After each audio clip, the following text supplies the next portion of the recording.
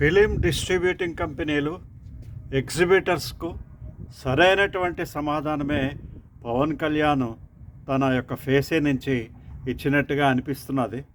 ఎందుకంటే ఎగ్జిబిటర్లు డిస్ట్రిబ్యూటర్లు వాళ్ళు ఎప్పుడూ కూడా ఎబావాల్ అన్నట్టుగా వ్యవహరిస్తూ ఉంటారు. వాళ్ళ ఇష్టారాజ్యంగా ఈ సినిమా థియేటర్లు నడపడం వల్లే వాళ్ళ పతనాన్ని వాళ్ళు కోరుకున్నారు. ఇప్పుడు పవన్ కళ్యాణ్ ఇచ్చినటువంటి షాక్ వల్ల ఎగ్జిబిటర్స్లోను డిస్ట్రిబ్యూటర్స్లోను సంచలనం తయారైంది. ఇప్పుడు వాళ్ళు కరెక్ట్ చేసుకునేటువంటి అవకాశం వచ్చింది.